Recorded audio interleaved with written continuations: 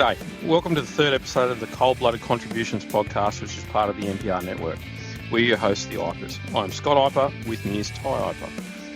This podcast will bring to you people in the hobby who have made an impact on us creatively, be it artistically, with information, or even improved our husbandry. We're lucky enough to have Josh Fastuca with us today.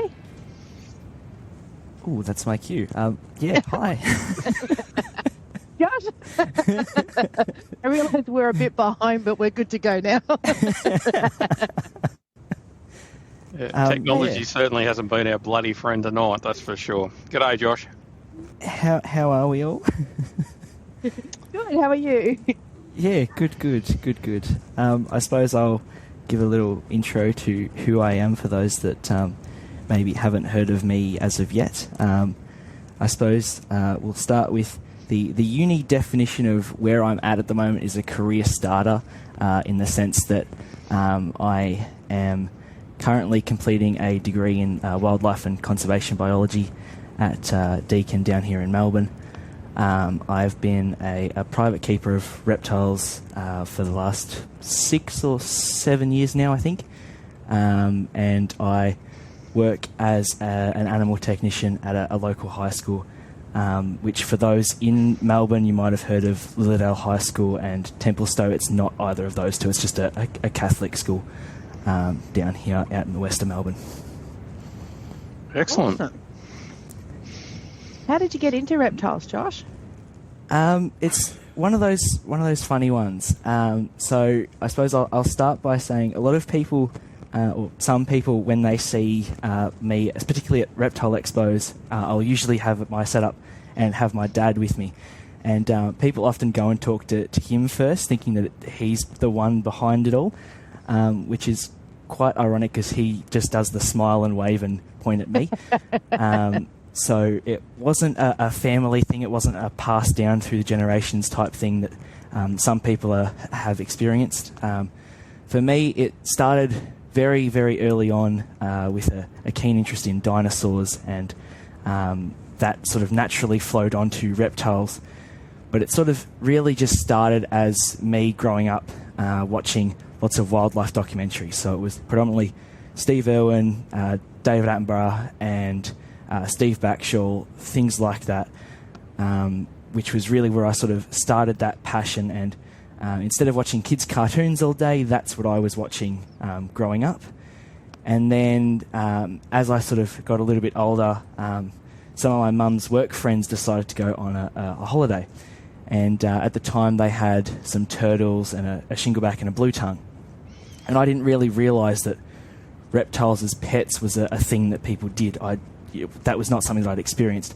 I'd been to the zoo a bunch of times and seen that side of things and thought that was, the main thing that people do, and then you just have a dog or a cat or maybe a fish as a pet at home. But they needed somebody to look after those animals, and knowing that I was passionate about reptiles, they asked me to do it. And they kept mentioning this reptile store in Hoppers Crossing. And at one point I went, all right, Mum, let's go and have a look. Sure enough, that turned out to be a shop run by Adam Sapiano, who is now the president of the VHS, and I believe would have been at the time as well. So it sort of snowballed from there. I came home with my first blotched blue tongue, who I still have today.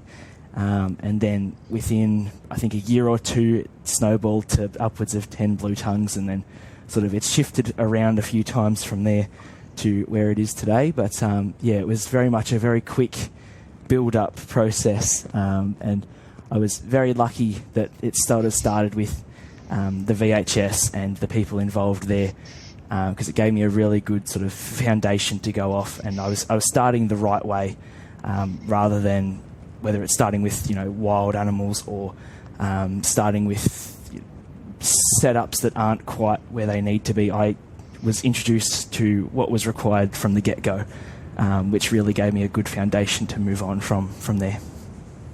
The VHS has a wonderful family feeling to it. Like, it's all-inclusive. It really is a great society. Yeah, I think the VHS, that sort of feeling in the VHS was really fostered by Brian Barnett back in the 70s and 80s, and it's just sort of been maintained pretty much all the way through, which is pretty awesome. I was a member of the VHS from 1987 onwards, so a little while. So what else? What are you keeping these days, Josh? You said you got a blotched blue tongue that you've had since the start. What other critters are you working with? Yeah, so it's been a bit of a process of, I suppose, evolution is probably a good way to put it. I started refinement, mate. Refinement. Yeah, that's probably a better way to put it. Yeah, I started off very heavy into blue tongue morphs and stuff like that. At the time, and I'm still lucky to be very good friends with Joe Ball, who at the time had come down to Victoria to do a talk at the VHS, which sort of lined up perfectly with me starting to get into reptiles and going, that's so cool, look at all those colours. So that's where I sort of started, and then I sort of started to shift towards locality stuff, so I started looking at Murray-Darling carpet python localities and that side of things. And then it sort of got to a point, I was in year 12 and had a lot more blue tongues than I needed and a lot more animals than I needed. I went, this is not conducive to what I want to do down the track. So I've sort of spent the last probably 18 months to 2 years cutting down the collection to what I think is a sustainable amount of animals these days. So inside in the family shed that I took over, which is a whole other story that we can circle back to, I have 3 adult Murray-Darling carpet pythons and a young Woma python that I just got at the last expo just gone. So the cutting down's working out for you? Almost, yeah, almost. I suppose I managed to sell a few things on the day, so I feel like it balances out as a net negative. That's the way I put it, at least. Let's go with that, yeah. Justify it any way you like, mate. That's it, yeah. And then outside I've got a group of king skinks, a pair of eastern water dragons, a trio of land mullets, and 2 blotchies still. So you got rid of the multifasciata? I did. I've put them in some very capable hands of one of my best mates. He's got a group of 4 of them now, so hopefully he'll be able to get them going. We did try again this year. I was lucky enough to get them going last year, but there was no dice this time around. But I think, either next year or the year after, they should be good to go again. And hopefully with 2 pairs on the go, there should be a few more of them out and about. Did you have any issues with RI with those? They're a species that is so susceptible to RI. Yeah, it's an interesting one.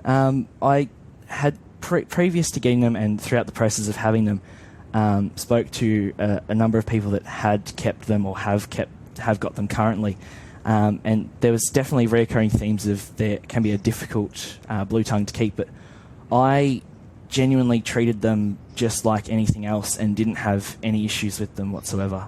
The only issue that we did come across very early on was offering live food. They had a tendency to accidentally bite each other, and because their skin seems to be pretty soft compared to like a northern or an eastern blue tongue or a blotchy even, they tended to have negative reactions to that, which resulted in sort of temporary skin scale loss and things like that, where they'd have open wounds and stuff, so you'd have to treat that. But outside of that, there was never really any issues with them. I think they're probably, I kept them for years, and I think they're probably the most savage blue tongues that are on the face of the planet. For the listeners, we're talking about Centralian blue tongues, Taliqua multifasciata.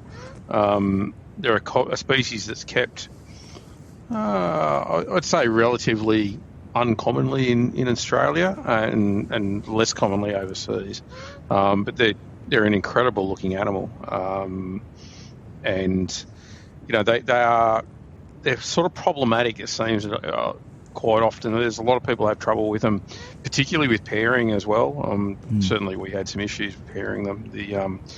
The males and the females, if the females aren't receptive, they can respond pretty savagely towards the males.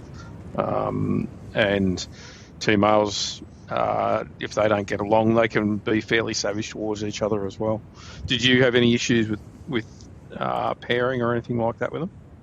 No, I think I was just honest. In all honesty, I was incredibly lucky with the pair that I had, in the sense that they just seemed to be okay in together. And the way that I initially bred them last year was by keeping them together for the better part of probably 9 months, just about.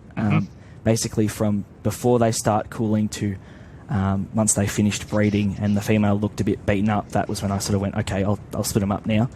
And then it was just a waiting game from there. I think it was either them or the Westerns that were born on Christmas Eve, and that was like the perfect present. I was like, yep, fantastic. I'm so stoked with that.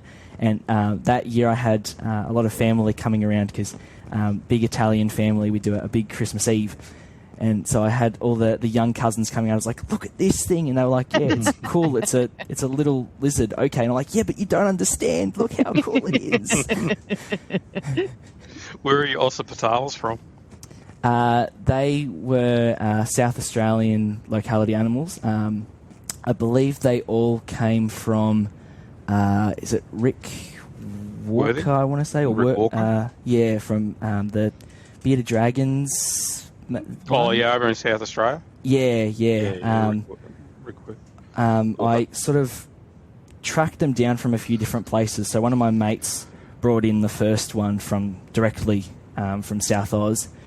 And he decided after a little while that he wasn't overly keen on keeping them long term. So I went, all right, well, if you don't want it, I'll have it and see what I can do. And then I had a very good mate of mine, Danny Dreyers, who was moving from, at the time he was living in Yulara in Central Australia, near Uluru.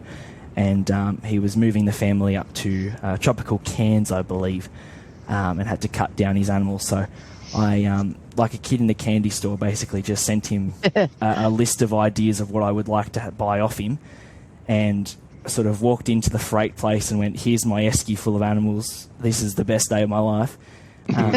Came home and opened it up. There was, between myself and one of my mates, we had gotten 4 Centralian Blueies, and I'd bought 3 Westerns and some Centralian carpet pythons as well. So it was like all of this orange and cool stuff. I was like, oh, this is the best. Yeah. So the Aussie Reptiles are all from South Oz, or you got some Yulara ones and Ulurus in there as well? No, they were just the South Oz animals. Yeah. I had the opportunity to get some Yulara stock a couple of years ago, but I decided that I should probably pay for my uni fees instead, unfortunately. Adulting sucks, doesn't it? Yeah, it was very much it took me a lot of consideration. I went, nah, it's probably a better idea. Those Uluru ones are bloody stunning too. They're probably among the nicest ones, along with the Victorian Aussie Reptiles as well. The ones that you get in the big desert are some of the prettiest going around, I think.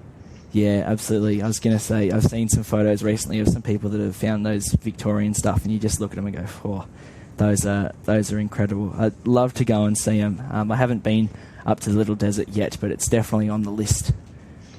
I'm sure they. I know Deacon used to do some field technique stuff in the Little Desert. So maybe as part of uni stuff, you might be able to go out there and do some technique work out there. So. Yeah, that's it. Fingers crossed. We do have a Little Desert trip planned. I think it's the second half of the year we go out there. I spent some time helping with a research project out there. Not summer, just ending at the moment, the one before that. And yeah, it was an awesome part of the country, and a very different habitat to what I'm used to down here in sort of the southwest. It was very cool to see, and such an awesome array of animals out there as well. Yeah, fair enough. So, I suppose that leads on to the next question. What was your favourite herp trip that you've been on so far? I think there's 2 that come to mind. One was one that I had organised, and the other one was one that I was just a part of. The one that I organised was one out to a spot in northwest Victoria, looking for Murray-Darling carpet pythons. And I had gone to this spot for probably, I think, 6 times before we eventually found the target species. Granted, was that a Bollinger skink, or was that the target species, or a striped skink? No, it was the Murray-Darling carpets were the main one. Yeah, luckily, but no, I tell you that those going out there for people that don't know, that's about a 6-hour round trip to do that, and I had done it more times than I could count, just about, and certainly patience does pay off. It also helps when you go with people that know what they're doing. And don't just try and take a guess at what's going to work. But yeah, that was probably the main one for me, as one that I was sort of involved in organising. But the favourite trip was out to Central Australia. Again, same summer as the Little Desert trip, so not the one just gone, the one before that. I was lucky enough to be picked as one of a group of about 30-odd through uni to do a Central Australia study tour. And that was just an unreal experience, being in that part of the world with a group of people that are all so passionate about nature and wildlife and that sort of thing. And, you'd walk along and someone would go, oh, there's that cool plant, there's that cool bird. And then I'd go, there's that cool reptile. Or I'd be... The last morning we were there, we went to... got up really early to see sunrise over Uluru.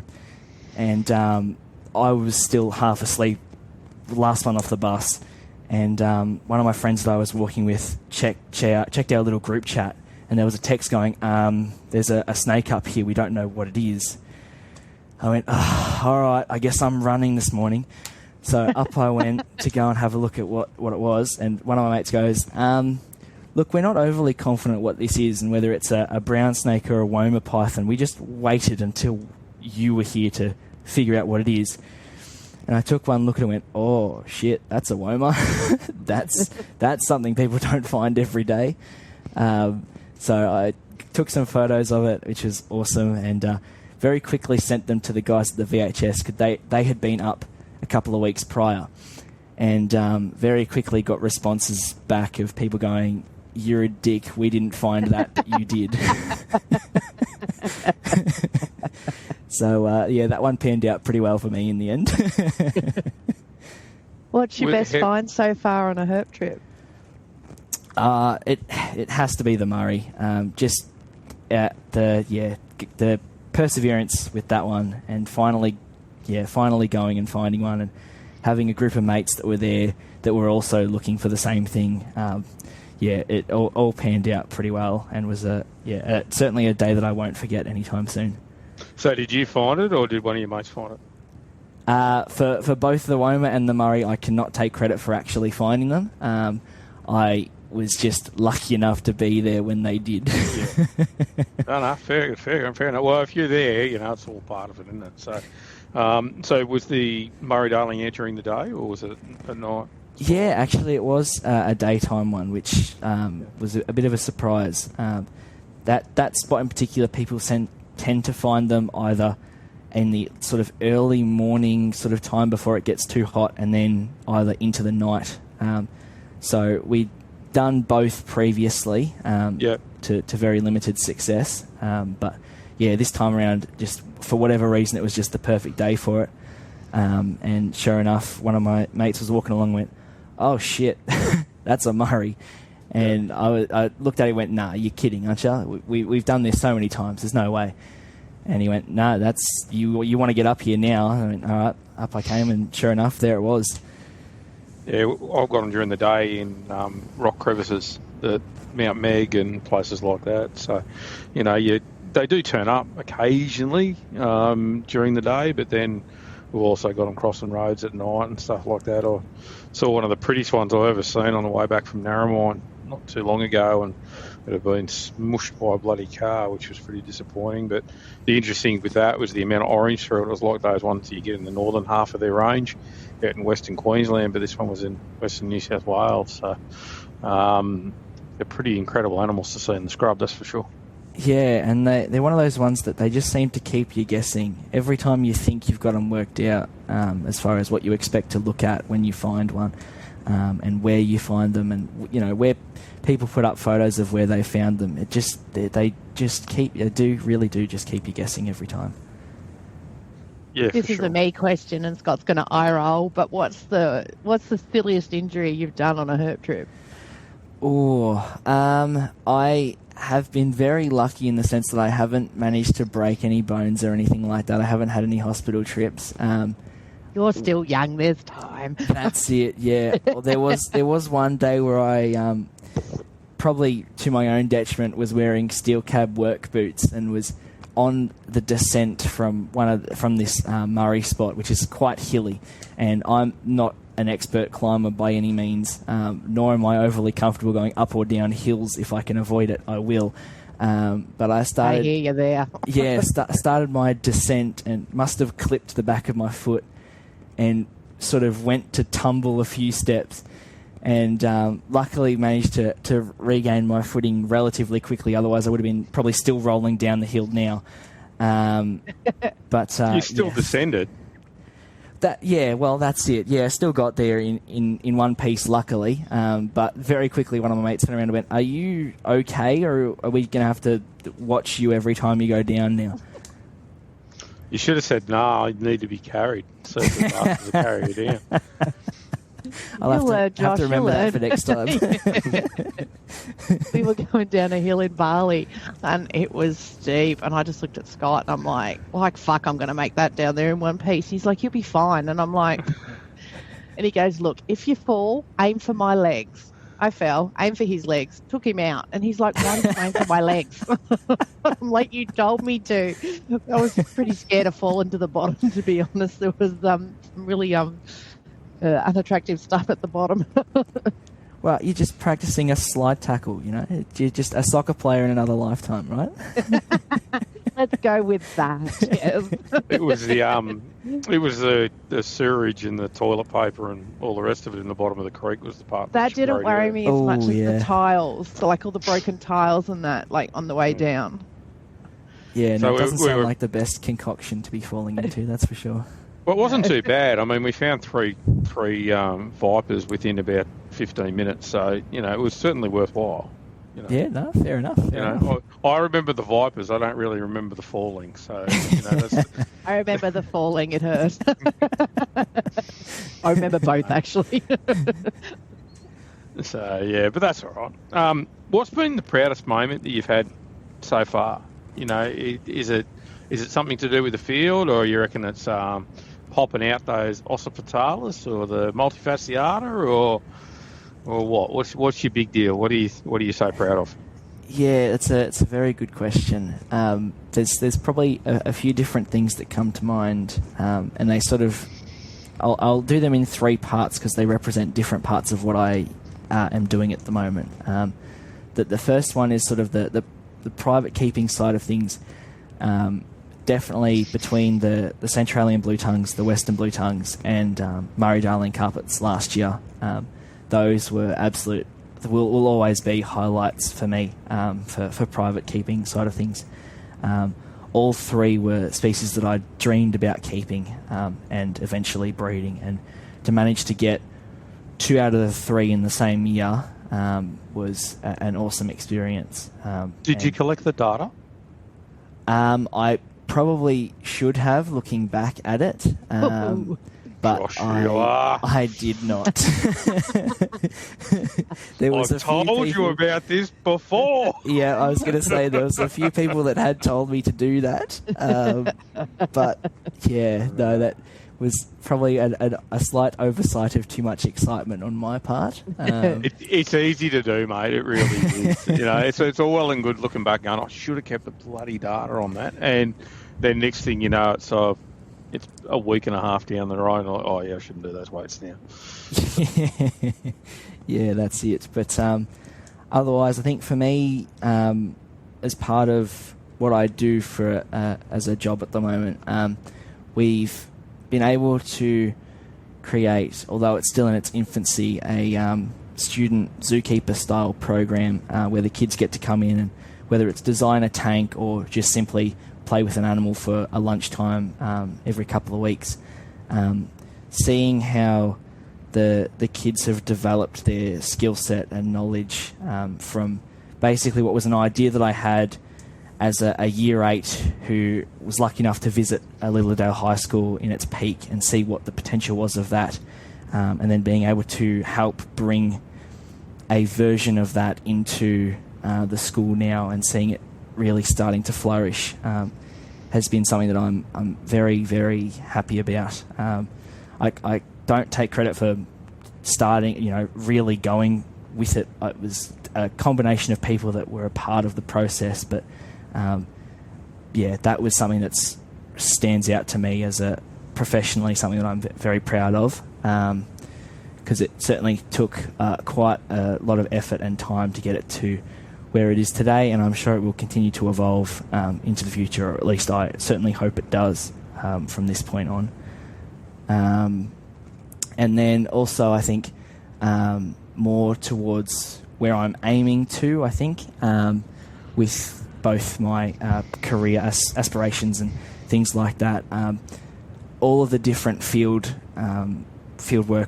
projects that I've helped with and field trips that I've been on, herping trips, although you may not always find what you're looking for, they're always a bit of fun, and that's definitely something that I'm very fortunate to be a part of in many different ways and means.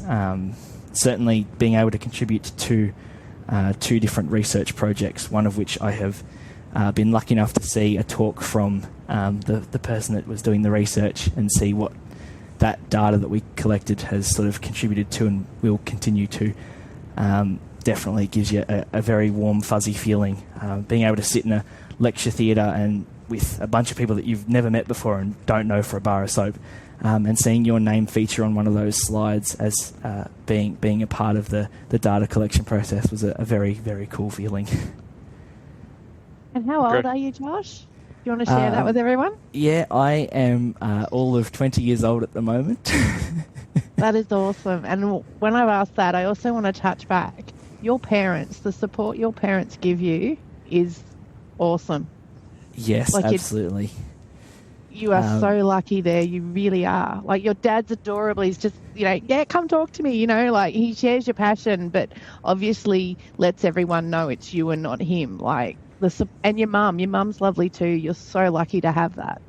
Yeah, definitely.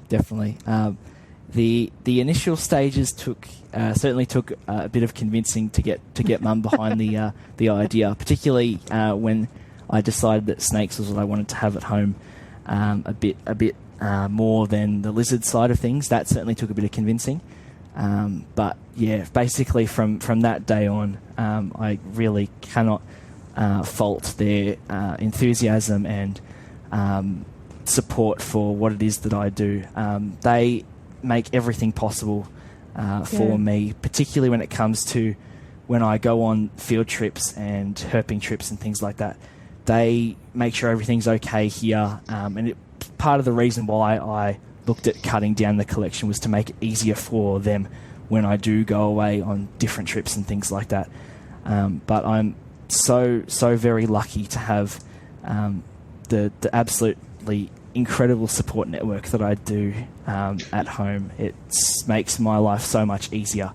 And funnily enough, there's a little bit of a story, a side tangent here, but when I just started learning how to talk, I looked at Mum and Dad and said, I picked you guys.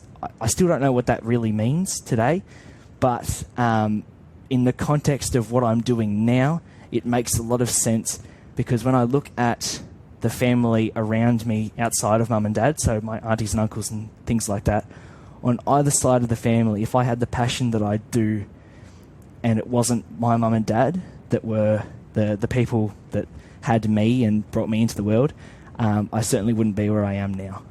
Because when I talk about the snakes and lizards with anybody else, it's a very different reaction that I get.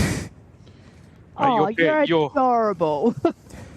I'll say this: your parents had it easy. My parents had to deal with venomous snakes. So, yeah. That was established very, very early on. One of my mum's rules, basically from day dot, was nothing that can put you in hospital and nothing venomous. So that basically took out any large monitors, crocs, and your venomous snakes, which was the main ones. And I was more than happy to oblige with that. My parents had that rule too, but it didn't work. Obviously, there was a respectful child and there was an unrespectful child. Oh, I don't know. I like to say it's determined. That's all. That's it. Yeah, I certainly don't take any real risks or anything like that. If they make the rules, I'm happy to follow them 9 times out of 10. Although the tattoo's a different story. That caused a few eyebrows. But outside of that, I follow the rules. Oh well, you can't not let that one out of the bag and not go into that a little bit further. So, in other words, you were told that you weren't allowed a tattoo. Is that the case? And pretty much ended up getting one. Yeah. So pretty much. All right, what do you got? So I've got 2 yellowtail black cockatoos, and the date of one of my aunties passing away on my arm, which was just a recent addition to my arm as of a couple of weeks ago. Mm-hmm. And I knew full well whether I told Mum and Dad or not, their reactions were going to be the same. So I decided that I was going to bite the bullet and ask for forgiveness instead of permission. Excellent. Which, whether that was a good choice or not, I don't really know. It certainly wasn't at the time when I told them after the fact. It didn't help that I came home at 11 o'clock on a Saturday night and both were pretty much asleep on the couch. And I walked in and went, "Hey guys, do you want to have a look at this?" And luckily for me, playing Sunday Bloody Sunday when you were doing that. I probably should have. Luckily for me, Dad was not a problem at all, which is sort of what I expected. I knew he was going to be the one that was not really going to mind too much about it. But Mum certainly looked at it and went, "What the fuck have you done?"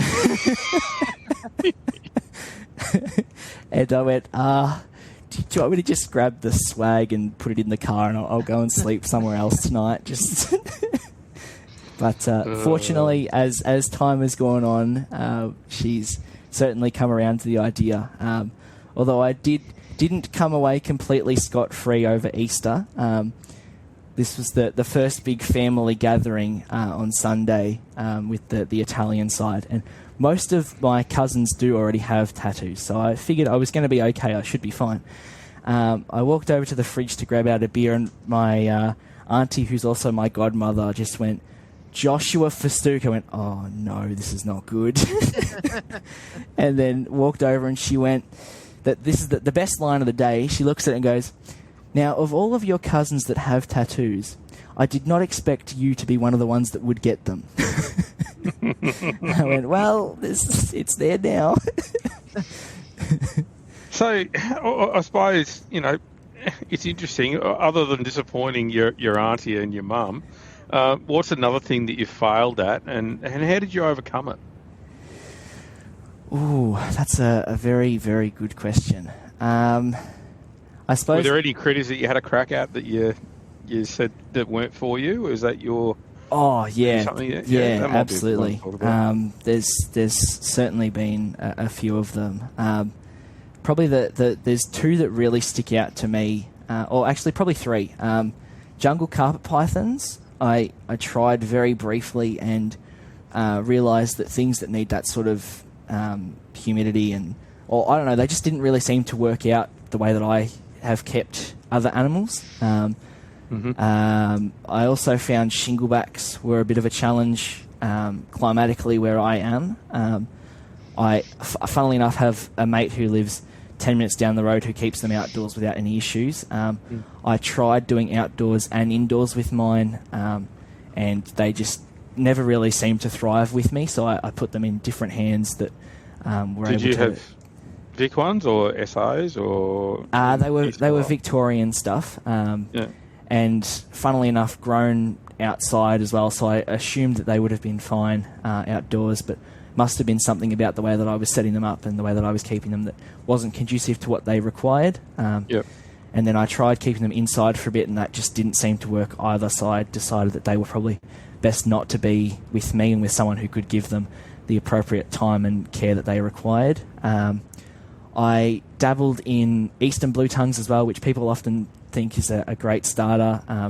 Personally, I am not a massive fan just because I didn't have a whole lot of success with them, which sounds quite ironic because they are that standard pet shop animal that most people start with.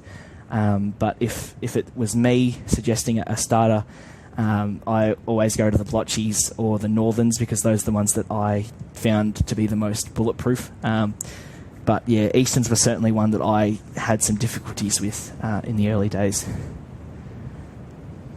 What would be your ideal species if you could keep anything? There's one big one that comes to mind, and that's the Oampally pythons.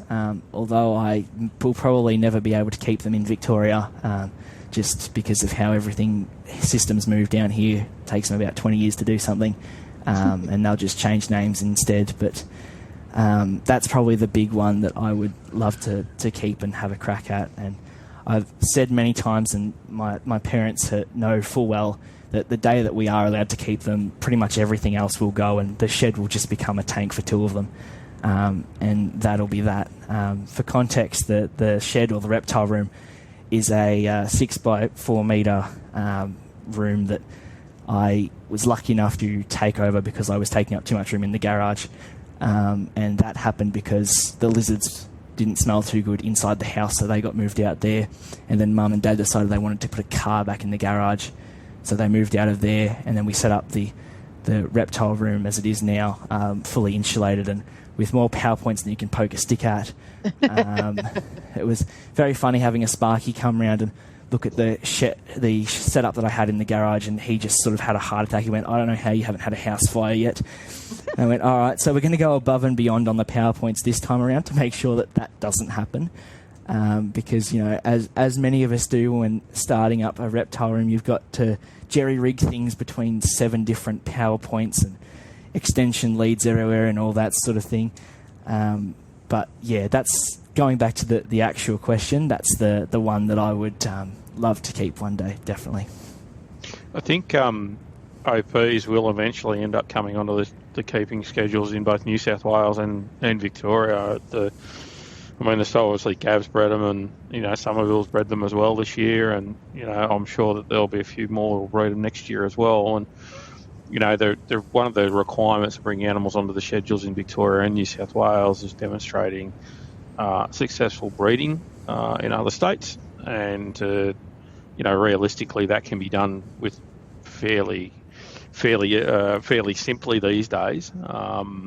So I wouldn't be so surprised if OPs come onto the keeping schedules in Vic in the next at the next sort of time that they do a submission review. So, which I think the last one was about 5 years ago, wasn't it? They were meant to do a review last year.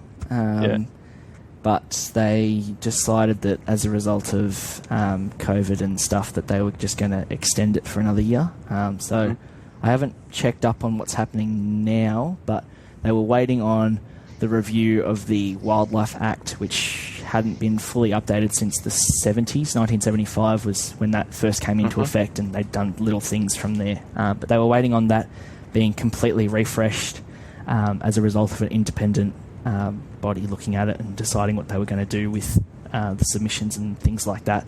And then they were going to look at the wildlife regulations, which is the one that talks about the scheduling and licensing and all that sort of thing. So it's sort of an exhausted process in the sense that the review of the Wildlife Act was in theory meant to be done 18 months to 2 years ago, and it's still in the works at the moment. So I'm sure it will happen eventually, hopefully in the next 5 to 10 years, but I wouldn't be putting a timeline on it just yet, I don't think.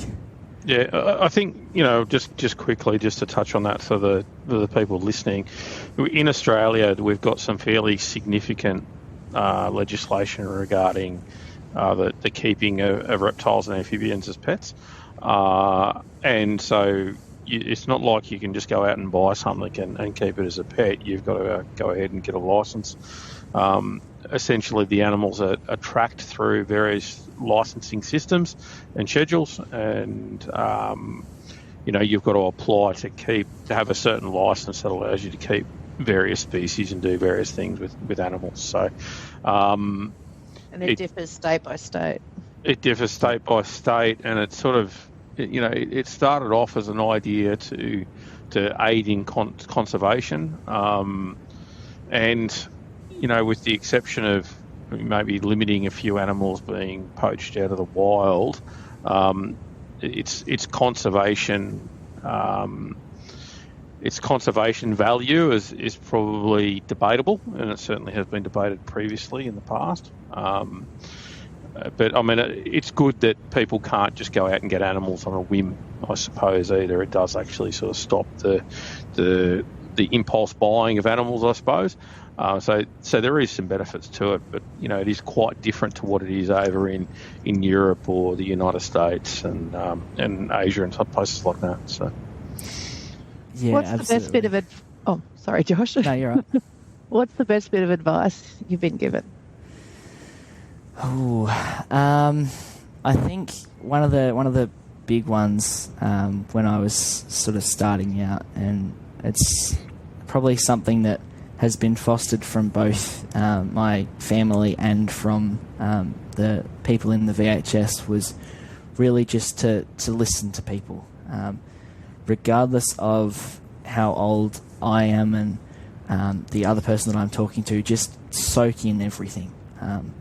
And talk to whoever you can and just learn whatever you can. I know a lot of people have a tendency to just jump in and go full noise on everything and go nuts. And I think it's really beneficial to just sit back and, talk to people, really get an understanding of who it is that you're talking to, what their background is, and take notes of what you're talking about as well. And that way you really get a good idea of maybe not necessarily the best way to do things, but oftentimes the similarities between different people that you're talking to about a similar topic. You'll find that that's the middle ground to aim for, particularly when it comes to captive husbandry and things like that. Is that like taking notes on when you're breeding ossifutalis and multifasciatus? I was certainly a lot better at taking notes of what other people had found and not taking notes on what I found. Wow, babe. In saying that, Josh's last visit. if it means anything, the person that the ossifutalis now live with was able to breed them this year on the back of asking me some questions about what I did. So surely there's some help there. 100%, mate. 100%. It's it just may not have been numerical exacts, but it was close enough. 100%. What's a common myth about our industry that we're in?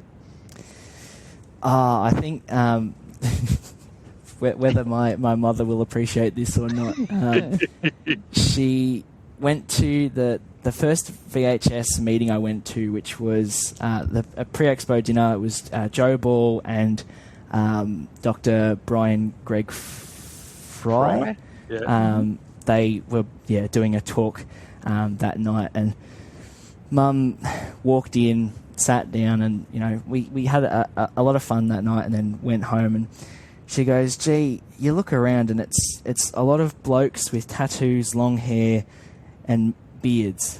And I went, "Yeah, but that's not everyone." Well, Fry's bald as a badger. At the time, looking around the room, I can see where she got that opinion from. But I think that's something that certainly I've seen in my time in the reptile scene, is that it's shifted a lot. At least down here in Victoria, it has. It's so much more family oriented, even within the last 6 years. You go to the expo that we have every year, and the amount of families that are coming through, and young people and people from different backgrounds, that's not just the big burly bloke with tats and a beard.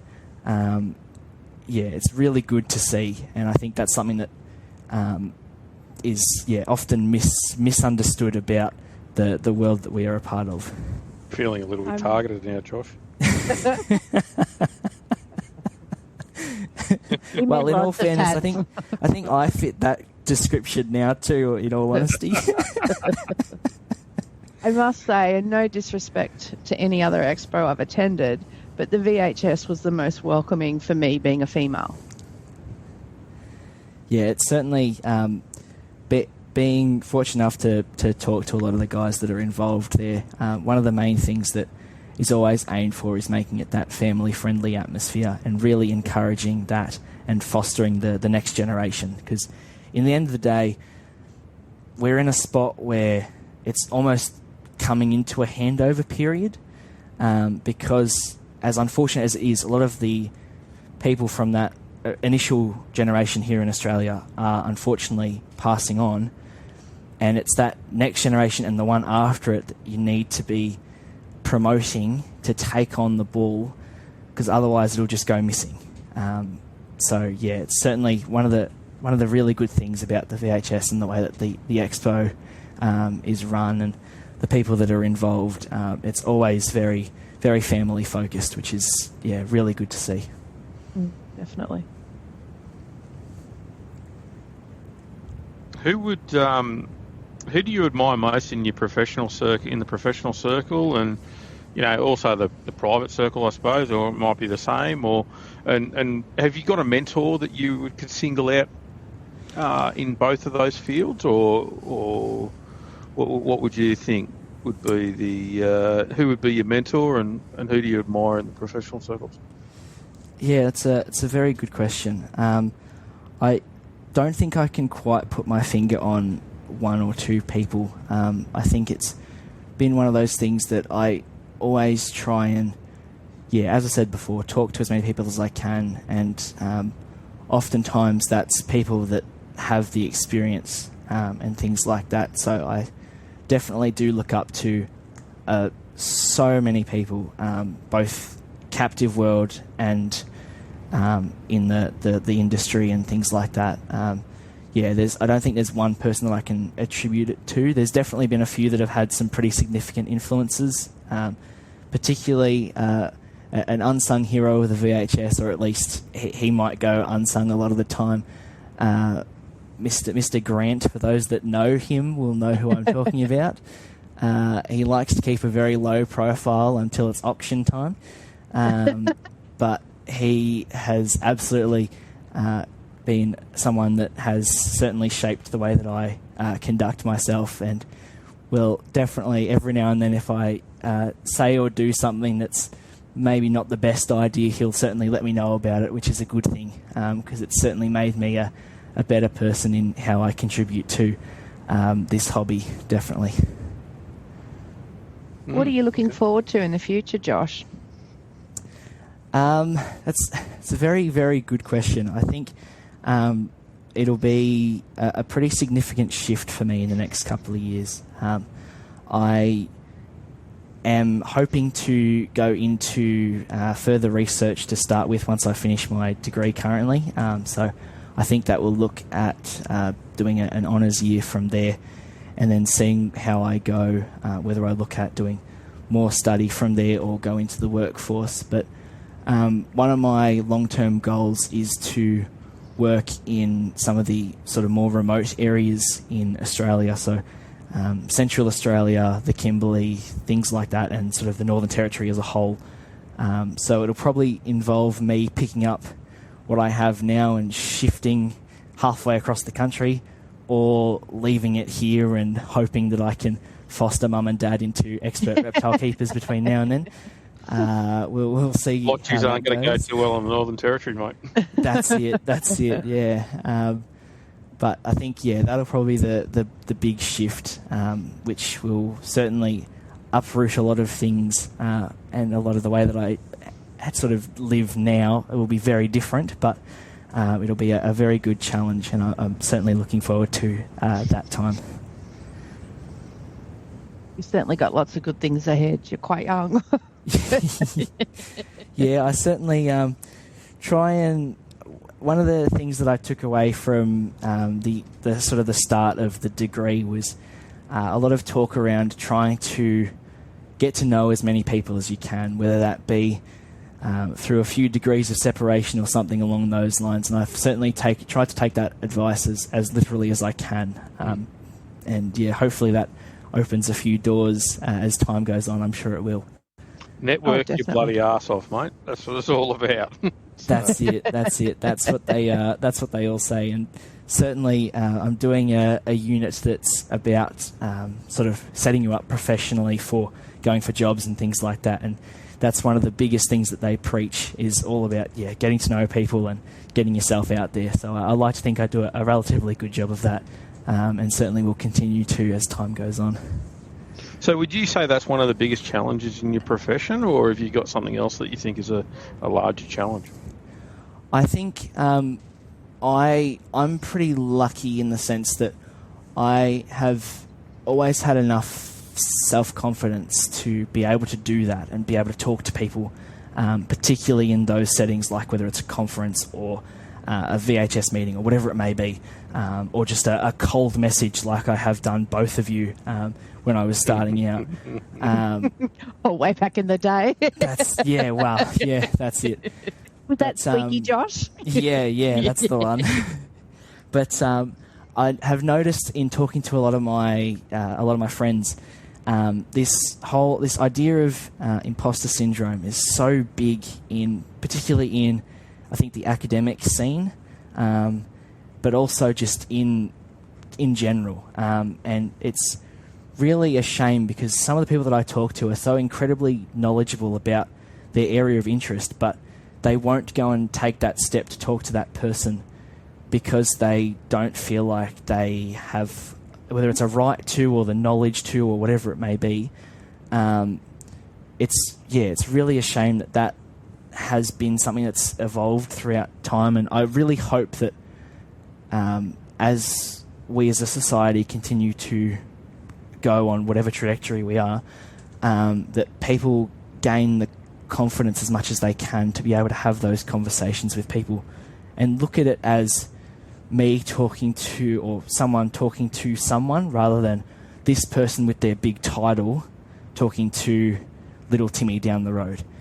Because I was lucky enough that at my first VHS meeting, Grant introduced me to Joe Ball, which sent me down a rabbit hole for the following years of keeping reptiles at home, because I was too scared to talk to someone as a 14-year-old or 13-year-old, whatever it may have been at that point in time.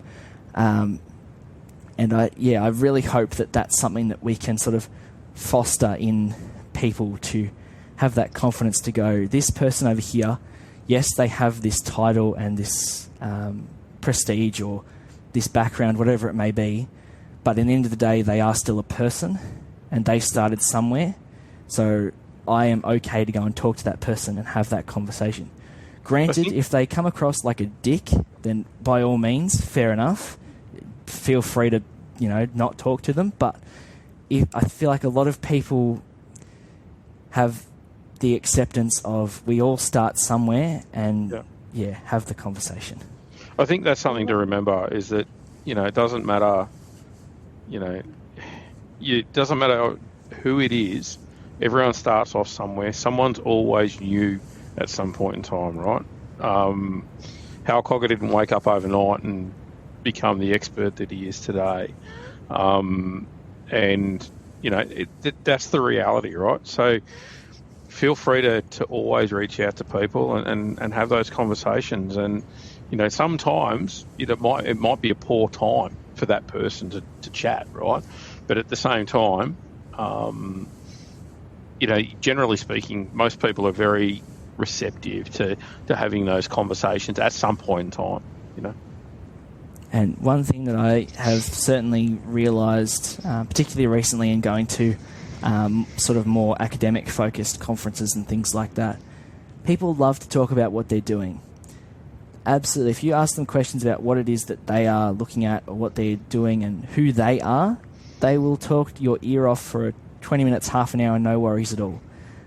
Because they're just happy that someone's interested in what it is that they're doing and that it's having an impact on someone.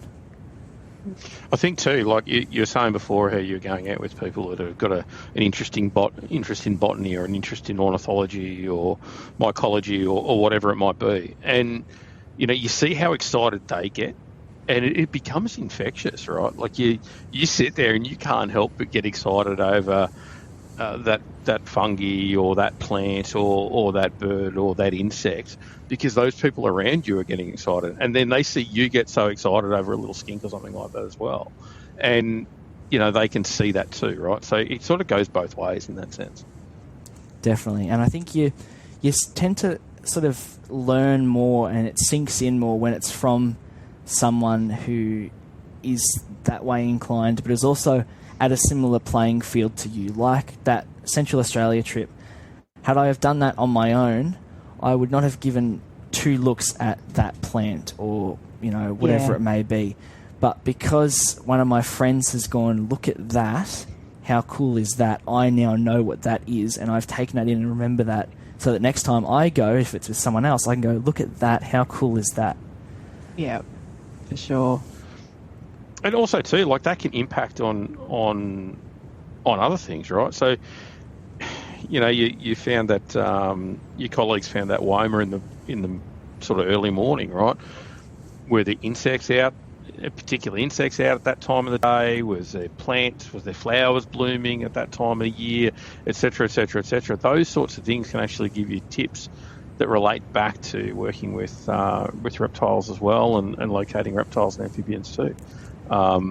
It is interesting to be able to use the whole environment as opposed to just what we think is might be moon phases or temperature or habitat. There are other things out there that influence animals' behaviours. Yeah, when I was sort of really starting out, I was fortunate enough with Mum and Dad's support again to do some different zookeeper for a day type experiences, and a few of them are with someone who I consider to be a good mate of mine, Chris Humphrey. And one of the things that he said to me very early on was, I can tell that you love your reptiles, but just remember there are other things out there, and you do need to have a look at those to really get a full sense of what's going on. And that certainly stuck with me, and sort of broadened my horizons was one of the other things that he said. Just make sure you're not too sort of in one corner, basically, which is very good advice to someone that was just sort of starting out down a path of looking at wildlife and conservation and things like that. You've just led me into my next question perfectly. If money and time weren't an issue, where would you go in the world and why? I think I am not overly adventurous when it comes to the international side of things. There's only a very select few places that really, really interest me, at least at the moment, which is probably Komodo and Papua New Guinea, although only one of those is probably really safe to do. Outside of that, I would go back to Central Australia in a heartbeat. There is just something about that red dirt that gets so far stuck under your skin that once you've gone once, you just sort of can't stop going back, I don't think. Wow, that was not what I was expecting. Have you travelled? I haven't done much when it comes to international. The furthest I've gone was New Zealand for one of my mum's friends' weddings when I was 4. But inside of Australia, I have been fortunate enough to go to every state and territory aside from, I think, the islands, a few of the islands. I've been to Tassie, that's the main one. But yeah, when I was younger, one of my uncles and aunties, my uncle was involved with the RAF, so that meant that they moved around quite a bit, which meant that for the winter break down here, the winter school break, the June-July school holidays, when it's really cold and everybody gets seasonal depression down here in Melbourne because the weather sucks, we would go and fly off to somewhere a lot warmer, which for quite a while was Darwin, and then it was Perth for a bit, and now it's Brisbane.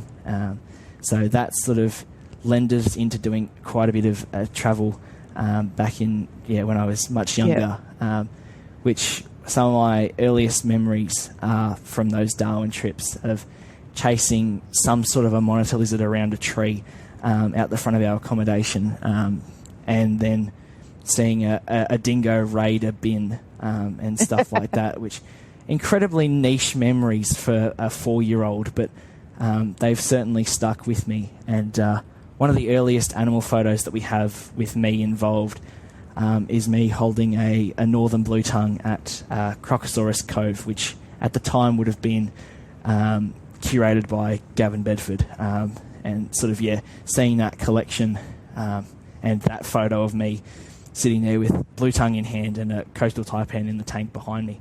You could always tell that was the way that it was going to go at some point. It was just how long it was going to take, which was the question mark. Awesome. Where do you go for inspiration?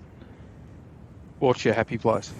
It's a very, very good question. I think it's just anywhere that's in the field, anywhere that I can sort of disconnect from the people world and just experience the nature world. I always get such a buzz when I sort of come home from any sort of a trip, whether it's going down to the Great Ocean Road with a couple of mates and not really looking for animals but just having fun, or it's going and doing a week of field research in Mount Kosciuszko and taking an ungodly amount of time to get home, because that is a long drive.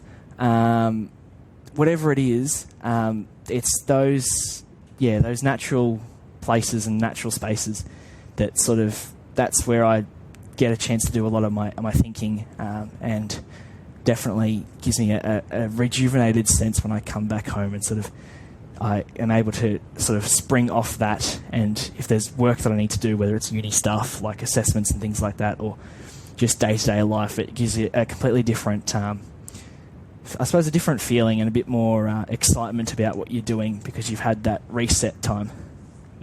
Do you like doing that by yourself, or do you like doing that with mates? What's your preference? I've done a bit of both. I think generally it's more fun when you've got people around to share it with, but I have no issues with going and doing things on my own as well.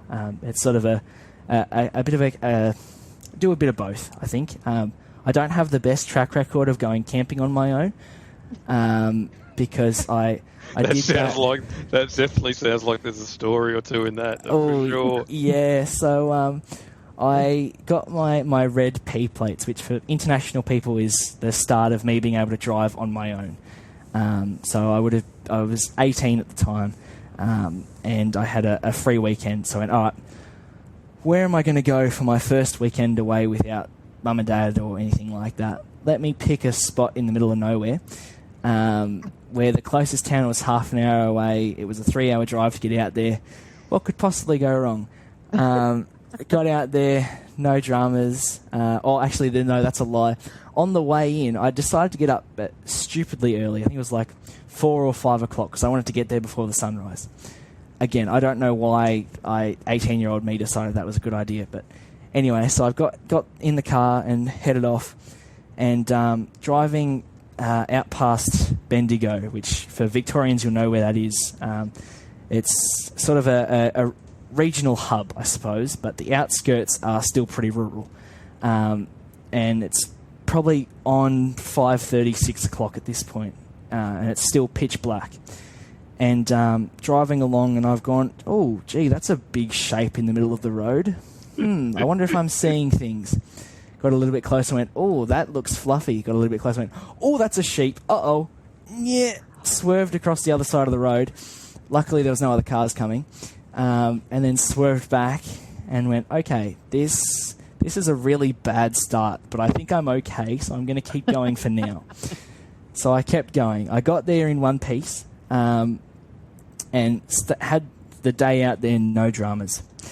Got to night time, went, all right, I'll go for a walk, see if I can find anything. I had been out there a couple of times previously, so I knew roughly where I was going.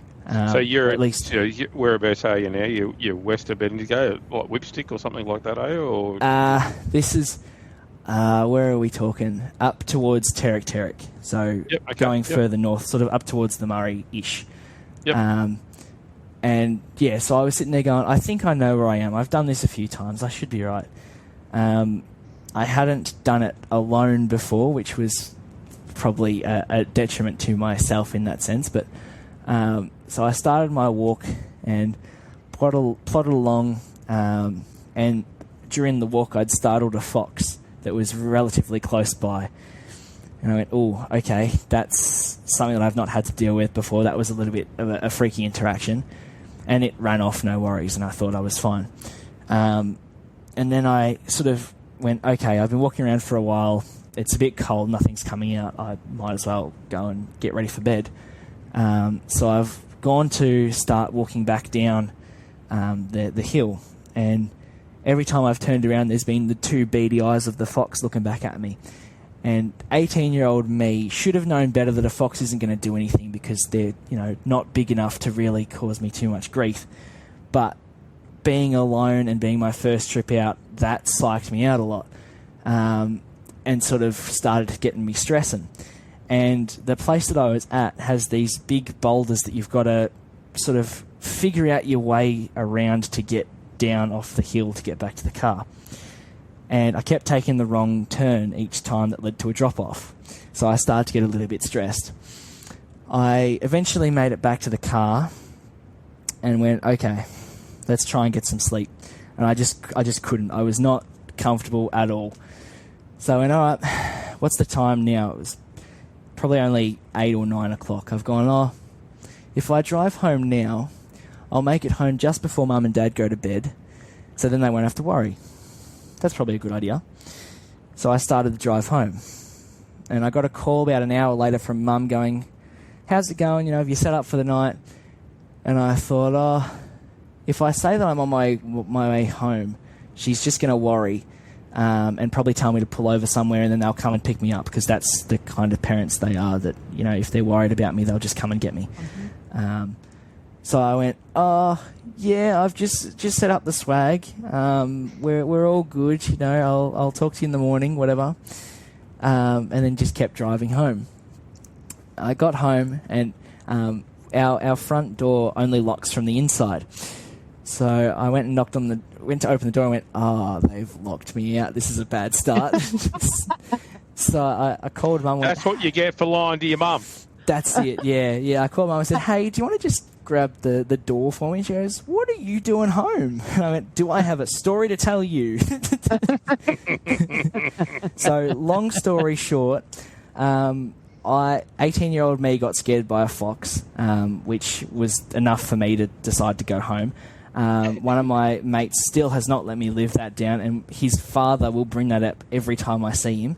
Yeah. You're bugging now, mate. Next time I see you. Yeah, well, that's it. There'll be a whole lot more people that'll probably give me shit for that forever and a day now. It'd I be don't want to tell you this. a crime if I didn't, mate. I don't want to tell you this, Josh, but we were out one night and I saw a fox cub in the middle of the road and I'm like, oh my God, how gorgeous is this? Picked it up in one fell swoop and Scott's like, what the f*** are you doing? Put that down. And because he got so angry, I was like, no, you're not my mother. It's the biggest row we'd ever had. But yes, luckily, me now I know better, but me then certainly didn't. If it makes you feel any better, if there were roaches, I would have done the same thing. Well, we've all got our things that we aren't particularly fond of, as they say. Yep. Do we or what? So what's the best advice someone's ever given you? We've already done that, babe. Have we? Yep. All right. Edit that bit out, Eric. Eric. 1 hour, 12 minutes or so, roughly. Okay. Are there any exciting projects you're currently working on, Josh, or you would like to work on in the very near future? Oh, yeah, that's a very good question. As far as I'll break it down into the three groups. As far as home is concerned, I have got a few tanks that I need to build. I want to try something, and I haven't quite worked out how I want to try it with this Woma Python tank that I'm going to build. I say it'll inevitably Dane that helps me build it, because I have no handyman skills. I just hold things together and say, yep, that looks good, and he does the rest. But I want to try and plan out some sort of a system that encourages that burrowing behaviour that they're so well known for, and that people have been putting up videos of over the last couple of years of their Womas digging out burrows and things like that. I'm very much in the early stages of trying to wrap my head around how I want to do that. But that's something that I'm looking forward to as far as the home side of things goes. As far as work is concerned, there's a few things on the go at the moment that might see the collection shift a little bit in a good way, to have a few more animals and a few different ones to give the kids an opportunity to engage with some different species. So hopefully that all pans out. That'll be really good to see. And then I think from a professional standpoint, certainly the big one is hopefully looking at doing honours next year, and the stressful 12 months that will ensue as a result of that. But it'll be a great experience to do. I certainly hope so, at least. Have you got an idea of what you want to do in an honours project? Yeah, I think the main one is looking at the predator-proof fences, which is something that's very widely used in Australia, or at least is becoming more widely used in Australia, because we have a really bad track record with feral species and extinction for those international that may not be as aware of what happens down here. Basically, so looking at efficacy of the fences or something else? The idea would be looking at how reptiles, which are usually not a target species, how the fences maybe affect the way that they interact with or cross borders and things along those lines. Because the fences would certainly be a deterrent for some species. One of the coolest videos that I've seen was from someone who was interning at the Australian Wildlife Conservancy out at their property in New Haven, which is in Central Australia. And it was a video of a relatively large parenti basically patrolling the fence. And what I would assume, again, it is just my assumption, that animal would be doing would be basically picking off anything that's gotten stuck. And I think it'd be very interesting to see how that plays a role, whether it's the fences as an obstruction or fences as a result of changing the the species composition either side, because with the fences often comes predator-proof areas, so no cats and foxes, or I should say no invasive predators, because there's still other things. Sometimes even they are rabbit-free, which is another thing that has certainly had a big impact across Australia as well. So I feel like those sort of different conditions could produce quite a telling story about how reptiles are impacted by those fenced reserves, and whether that's something that we need to look at going forward potentially as well. I'd like to ask you, what was your defining moment when you decided to give the portion of your reptile sales and whatnot to conservation? What was the species? What was the train of thought behind it? Yeah, I think it was a sort of a combination of things. I have always been sort of told and seen how people support things like the VHS. So for context, to people that haven't been to a meeting before, we do an auction most meetings and a raffle, and people buy raffle tickets and things like that. It's usually a tank or something along those lines. And something that has become a reoccurring theme throughout most meetings is that if it's someone with a substantial collection or something along those lines that wins the raffle prize, any kids that are in the audience at the time are usually the ones that end up with the tank, whether they're related to the person or know the person or not. It's usually how it goes, which is just great to see, which sounds Lovely. very unrelated, but it goes full circle. So I always saw that generosity in that context, which is why I'm a massive supporter of the VHS as well. But there was I think it actually might have been an NPR episode at one point that was talking about how we as keepers can contribute to conservation more than just the face value of the argument that everybody makes that we're keeping things at home and breeding them, and that's us doing our part, which it's all well and good to make that point, but it's not really doing anything long-term or lasting. Like it is, but it isn't. It's controversial, but anyway. It aids in communication and that's it. Normalising reptiles in the wider community. So there's certainly there is a benefit in that sense. But I get where Josh is coming from too, though. Oh, 100%. It's not necessarily a direct contribution to conservation. Yeah, I think the big argument that people tend to make, particularly those that breed animals at home, is the whole preservation side of things, which I see where you're coming from, but that'll only get you so far. Yeah. So yeah, I saw that, and I think it was also might have been is it Reptiles and Research? I think it's one of the UK guys potentially that also had a few different talks around that side of things, and I sort of sat there and thought, okay, what can I do? What can I think up? And the species that is my number one is Murray-Darling carp pythons, for those that haven't worked that out yet. And during the thought process, the Australian Wildlife Conservancy put up a photo of Murray-Darling carp python that was featured inside the fenced reserve at Ukumara, which is in South Australia. And I went, bingo, that's the idea. Okay. So these guys do some incredible work across the country with conservation of native species. Particularly, a lot of it is to do with the fence side of things, but also just management on a whole. That was the starting point. And then as part of the Central Australia trip that I keep referring to, we were able to visit the New Haven property, which is a 250,000 hectare plot of land in the middle of nowhere, basically bordering the Tanami Desert in central Northern Territory. And it is just such a vast land mass. And they've got a big fenced area and all that sort of thing.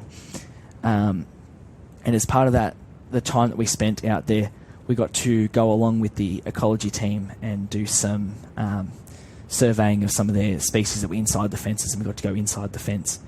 And just seeing effectively what Central Australia was meant to be before it was permanently, more than likely permanently changed to what it is now. That was the real penny drop moment where I went, okay, these guys are doing work that I want to support. I am going to use X amount of what I do from reptiles to contribute to that, and that's how I can make my contribution to conservation more than just the preservation and the communication elements, sort of giving it that next step, I suppose. I personally think it's admirable. I'm really proud of you and how far you've come from when I first met you. Thank you. I appreciate that. Wow. It's all a big loving, isn't it? Shy. It's all a big loving.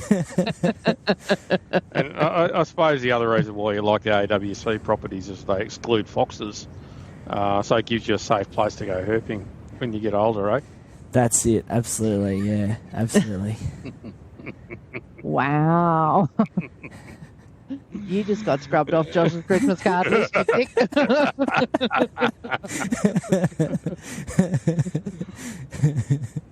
I'll tell you some stories off air, Josh. What's the top? What's your top three favourite books that are sort of non-fiction books, I suppose? Yeah. I suppose it's probably down to the three main sort of references that I will go through. Being known as one of the reptile people, courtesy of me not being overly quiet at uni, means that I tend to get a lot of messages from people saying, do you know what this is, and can you ID this? So I tend to have three main sort of references that I go back to on a regular. And if people, particularly in Victoria, don't have these books and work in the field, I think you need to do yourself a service and get at least these three. So you've got the Reptiles of Victoria, which is basically the Bible. There's a few things that have changed taxonomically, but for the most part it's pretty accurate and gives you a good overview of what you might be looking at. And then, of course, you've got the two big ones, the Cogger and then what is it, Swan and... Wilson and Swan. That's the one, Wilson and Swan. Those ones you probably don't want to put in a backpack or necessarily in your car, but they're certainly ones that you go back to once you get home from a trip and go, oh, what was that little brown skink again? And then you flick through and go, oh, that looks about right. And then you sort of go through the descriptions and see if they line up. Those three are certainly the main ones. The Reptiles of Victoria is a great one for anyone who does, whether it's bush crew work or things like that where you're in the field all the time. It fits into a backpack for the most part. It might get a little bit beaten up, but that's kind of the point of a little field guide like that. But yeah, that one in particular, if people don't have it, definitely do track it down because it is a wealth of knowledge and a great resource to have on hand. Definitely. It's a very good book. And of Josh, course, Tommy, I might just add to that quickly. I cannot forget there's more than a few books that the two lovely people that are interviewing me have put out that people should get their hands on as well. I've bought text in the mail, Josh. I have bought more than a few of them for friends' birthdays and things like that to go, here, this is your intro to snakes. There you go. This is your starting point. I will talk to you in 6 months' time once you've properly read it and understood it all, and then we will go from there. Yeah. Look, I mean, the new snake book we're working on at the moment is going to be much better for the field, that's for sure. But it's... the whole idea that those books are an introduction, I suppose, for the most part. So, it's the both Coventry and Robertson and Wilson and Swan are great books for the field, and Hal's book's a great book for the desk, I think is the best way to describe it. Yeah, absolutely. I'm lucky enough to have... It makes a damn good weapon. Oh, yeah, for sure. Or a step. I'm lucky enough to have a copy of the keys, which makes things a lot easier to track around with you. So yeah, I can't imagine someone putting the whole book in a backpack and still managing to go herping properly. You'd do that'd be a fair effort, I reckon. I don't know. When someone didn't drink water and ended up in hospital, his adoring wife put it in a backpack, got lost at the hospital, and had to climb up 101 steps and then take it back home because he didn't want it stolen. So it does go in a backpack. It's just a hell workout. You can't make things too easy, though, can you? No. Definitely not.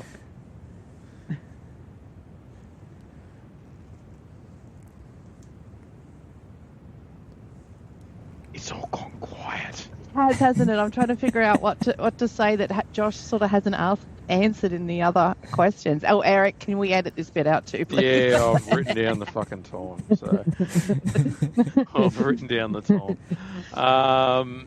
Josh actually said to me weeks ago when I hit him up to interview him, he's like, yeah, and he's like, no topics off limits. And I've been racking my brain, but because of the age difference, like I'm old enough to be his mother, I can't think of anything that I want to ask him. Oh, there's a fucking whole heap of inappropriate shit I could be asking. That's what I mean. And I was like, come out so wrong.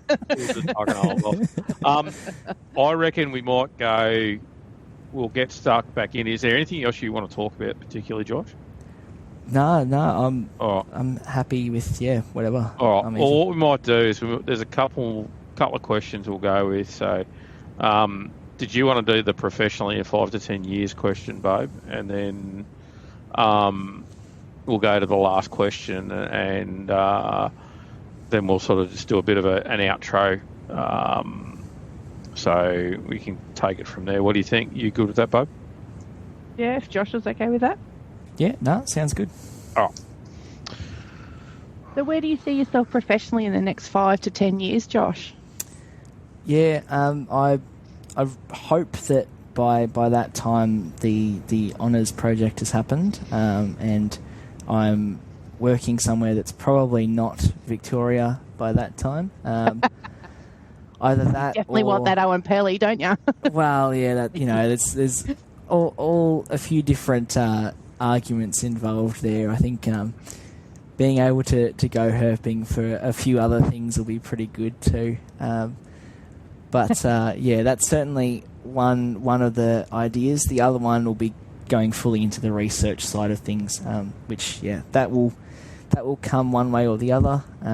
But yeah, that's probably the main thing, and hopefully working in somewhere that's quite out there, but also actively involved in conservation of our native wildlife, because we all know it needs all the help it can get, and I hope to be able to contribute in some way, shape or form to that going forward.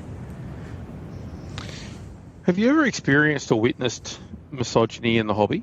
And if not necessarily just the hobby, but also at university as well.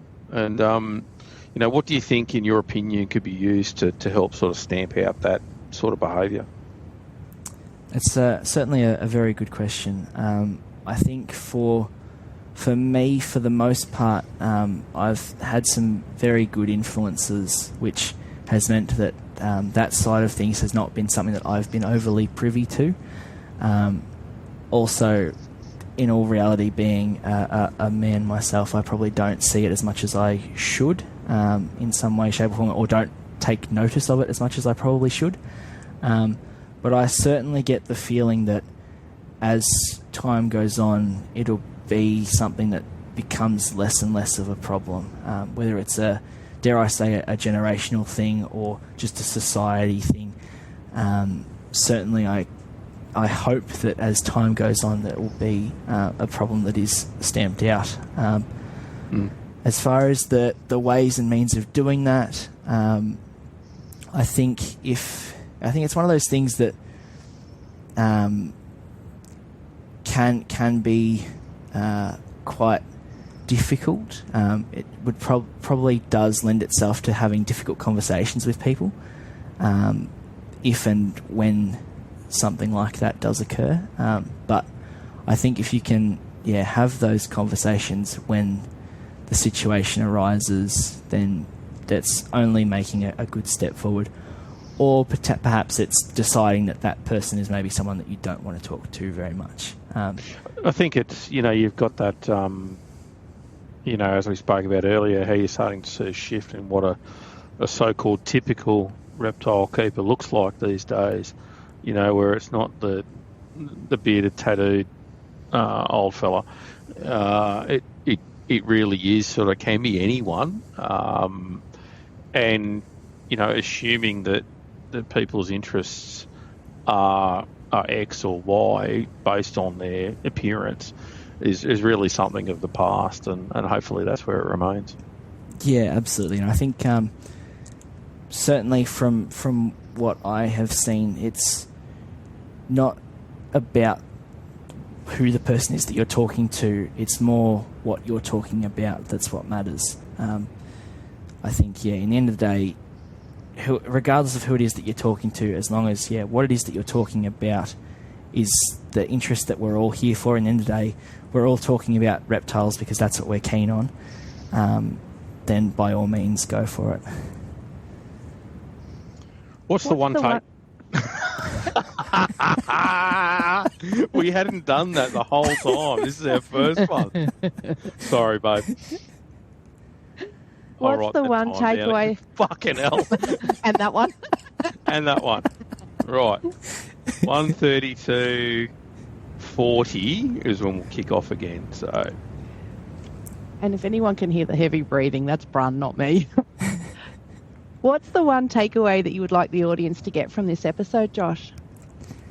I think for anyone who is just sort of coming into this crazy world that we're a part of, the reptile world that it is, I hope that one of two things is what's taken away from it. And I suppose this resonates for anyone, really, but particularly people that are coming into it.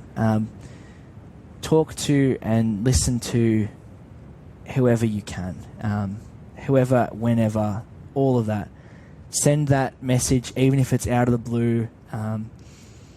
It might take a couple of days to get a response from someone, but it's worth doing.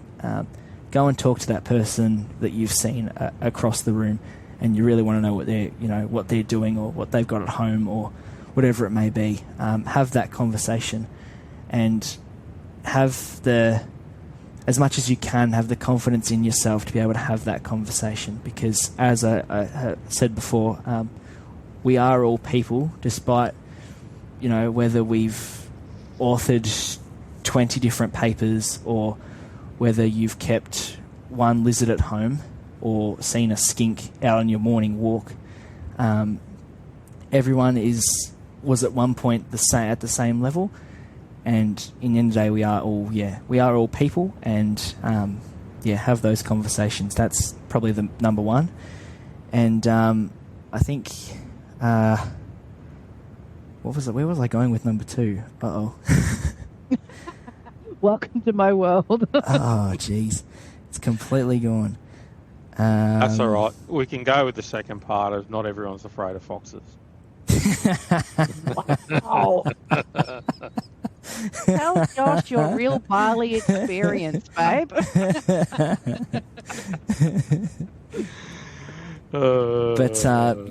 think that's the most important one. I would say as a caveat to that as well, particularly the people of my age bracket, talk to those that you might think are the older group that, you might... This might be a very poor assumption, but some people might assume that they are from a bygone era. But you can learn so much from those people. Things that will completely surprise you and reshape the way that you think. Give them the time of day to talk to you about their experience, and you will just learn so much from it and gain so much from it. I was fortunate enough to start a project that I have been very slack on recently, which has involved talking to a lot of people from those generations and the people that have the experience, like yourselves as well. You just called us old. That was not my intention. But talking to the people that have, truly walked the walk, if you will, and really, you just learn so much, and it gives you such a good foundation to sort of bounce from, and to take what you know already, plus what other people have experienced, and learn from both their mistakes but also their positives, and really gain what you can from that. I think at the same time though too, right, it's exciting as being sort of one of the, it's weird saying this, but being one of the older people sort of looking back now, seeing young people like yourself out there and some of the others that are just keen to get out there and sort of add back to the hobby at such a young age. It's really good to see. So, just keep up the great work, and, hopefully we don't completely lose you to academia, and that you're still willing to clean out poo out of lizard cages and stuff like that, and still be part of the hobby as well. Yeah, no, that's it. I've certainly... It's a whole other topic in itself, trying to balance all those worlds. But it's certainly one that I hopefully will intend on continuing to balance between the conservation world, the academic world, and the keeping world. They often butt heads a lot of the time, particularly in Australia. But hopefully I'm one of those lucky people that's able to bridge the gaps in some way, shape or form across those platforms. Is there anything that we haven't covered that you'd like to say before we sort of start to close out? No, I think you've done a pretty good job. There's nothing really that comes to mind. I would say if anybody has any questions about what I do and what I have done, feel free to send me a message. I try my best to get back to you as soon as I can. I am one of those young people that does have their phone by their side all the time, and I'm probably using it a bit more than I should. So I will see the message and get back to you as soon as I can. So is that the best way to find you on social media, or what's email? You know, yeah, home telephone. You know, carrier pigeon. You know, how can our listeners find you if they want to have that chat? Yeah, certainly social media is the best way to do it. If you just search up Josh's Aussie Reptiles, there's a few different platforms that name comes up on, and it's all me. So either way, I will see it at some point in time. If you can manage to find a carrier pigeon, that would be a great story to tell.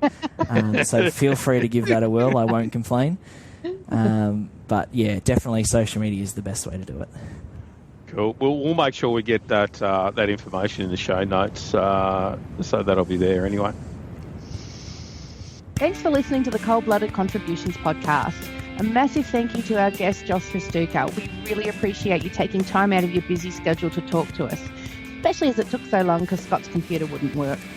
We will be releasing our podcast monthly, so make sure you hit the subscribe button and don't forget to check out all the other podcasts on the Morelia Python Radio Network.